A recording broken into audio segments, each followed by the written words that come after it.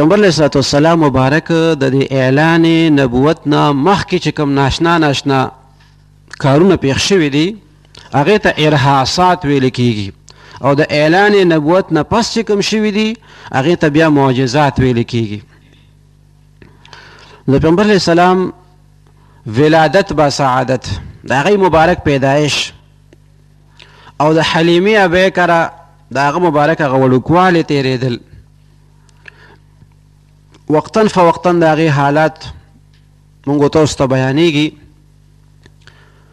د سیرت کتابونو دا لیکلي دي وایي چې حلیمې ابۍ په هغه کور کې به تکه سپینه رڼا وه لکه یو ځای کې بلف بل دی یو کور کې لاټین بل دی په بل کې راډ بل دی نو د بهر نه د درې واړو فرق محسوسیږي چې دې کور رڼا سپینه ده د هغې هغه زیړه ده هغه بل کې نسبتا تیاره ده. خلکو به چې نظر واچولو د حلیمې ابۍ په کور کې به د ټولو نه تیزه او سپینه رڼا وه.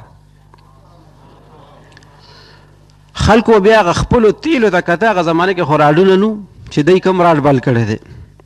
خلکو به سوچ کولو چې یاره د حلیمه ابۍ کم قسم تیل بلوي چې دی کره رڼا ډېره زیاته ده ځکه د زیتون تیل چې دی نو په تیلو کې ټولو کې اعلی دي او چې زیتون بلیږي تکه سپینه رڼا کوي نو خلکو وی چې مونږ خو زیتون بلو او رڼا هغسې نه ده څنګه چې د حلیمې ابۍ د کور رڼا ده. نو دې نه تپوس کول غواړي چې دا ته څه شی بلی د زیتون نه زیات خالص تیل خو بل نشته دی. هغې نه خلکو تپوس وکړو چې دا ته څه بلی په کور کې چې تک سپین پړک یې ستا په دې کور کې. حلیمه ابۍ ورته په جواب کې فرمایي وایي چې ما کله نه دا قریشي ماشوم راوسته دی د مکې مکرمې نه نو د هغه ورځې نه را په دې خوا مې په کور کې بیا ډیوه نه ده بله کړې. د هغه مبارک د هغه مخ مبارک رڼا دومره ده چې د ډیوې بلولو ضرورت نه دی پاتې شوی. سوزن گم شد ملتی ہے تبسم سے تیرے شام کو صبح بناتا ہے اجالا تیرا. که د یوې زنانه نه دا د ګنډلو ستن وغورځېږي په معمولي رڼا کې هغه بیا نشي مونتی لیکن شاعر وایي چې سوزن گم شد ملتی ہے تبسم سے تیرے اے د الله تعالی رسوله صلی الله علیه وسلم ستا د مخ په رڼا باندې ستا د تبسم په وجه باندې هغه روکه شوې ستن چې ده نو هغه مونتی شي. شام کو صبح بناتا ہے اجالا تیرا تا ته خدای دومره د مخ رڼا درکړې ده چې ماښام چې د هغې نه سحر جوړ شي ته به وایې که سپین سبا دی. خوشبویي د بدن مبارک چې په کومه لاره باندې به لاړو نو مالدار خلک چې یې خو قسمه قسم عطرونه استعمالوي د هغې بیا هغه عطرو باندې نظري چې یاره ما خو د دنیا هغه اعلی عطرونه استعمال کړي دي خو پته نشته چې دا فلانی کس دا کم قسم عطر استعمالوي. نو خلکو بیا دا پهچان کولی شو چې دا خوشبوی د کم قسم عطرو ده او دا خوشبوی د کم قسم عطرو ده. خو د حضور پاک صلی الله علیه وسلم د هغه د خولې مبارکې چې کومه خوشبوی به وه د دنیا یو عطر هغې ته نه رسېدل او داسې هم نه ده چې بس په یو ځای کې بس محسوس شي او کیسه ختمه شي داسې نه. پیغمبر علیه الصلاة والسلام مبارک ته الله تعالی داسې خوشبویي ورکړې وه چې هغه مبارک به په یوه لاره باندې لاړو نو بیا به صحابو یو بل نه تپوس نه کولو چې په دې لاره پیغمبر علیه السلام تللی دی او که نه دی تللی پیغمبر علیه السلام دې خوا لاړو که دې خوا یې تشریف یوړو نه هغې خوشبویۍ پسې په خپله تله چې د رسول پاک صلی الله علیه وسلم خوشبویي په دې لاره کې محسوسیږي هغه خوشبویۍ پسې به هغوی روانو او ورته به ورسېدل. عنبر زمین عبیر هوا مشک تر غبار ادناسی شناخت تیرے رہ گزر کی ہے.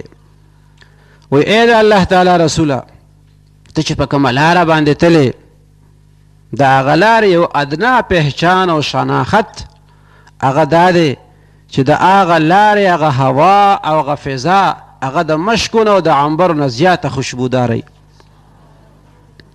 او داسې هم نه ده چې پیغمبر علیه السلام ژوند ظاهري، یعنی هغه ته اوس هم الله تعالی ژوند ورکړی دی.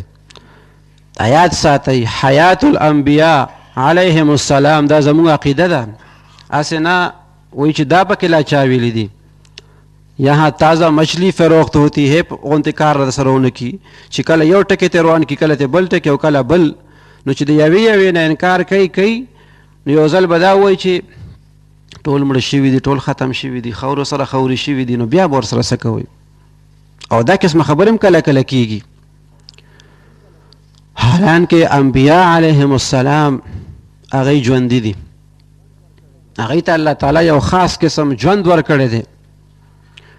نو پیغمبر علیه الصلاة والسلام مبارک هغه په هغه خپله روزه مطهره کې تشریف فرما دی. او زمونږ عقیده او نظریه دا ده، او د خپلو مشرانو نه، د خپلو اولیاء کرامو نه، د بزرګانو نه مونږ ته تعلیم دا راکړی شوی دی چې کلم تاسو د حضور پاک صلی الله علیه وسلم روزه مطهره ته ورځئ، الله تعالی دې بار بار زمونږ نصیب کړي. هغه مبارک ته چې ور مخامخ شي نو داسې به هیڅ کلم نه وی چې زه یو قبر ته رالم، داسې به نه وی. ته به دا عقیده ساتې چې حضور پاک صلی الله علیه وسلم تشریف فرما دی، هغه مبارک موجود دی او زه راغلم او د هغه په حضور کې صلات او سلام پیش کوم. او دا عقیده به ساتي چې زما دا صلات او سلام پیغمبر علیه الصلاة والسلام مبارک اوري. داسې به نه وی چې یاره بس کیسه ختمه شوې ده. په دې عقیده باندې به ورځې چې دا عقیده به دي چې پیغمبر علیه السلام زما دا صلات سلام چې زه ویم د هغې مبارک اوري. او ډېرو خوش قسمتو خلکو ته خو د روزې مبارکې نه جواب هم ملاو شوی د سلام. یو سړی وی الصلاة والسلام علیک یا رسول الله وعلى آلک واصحابک یا خیر خلق الله. ځنې خوش قسمته داسي چې هغې ته د روزې مبارکې نه جواب راشي وعلیک السلام او په تا دې سلامي.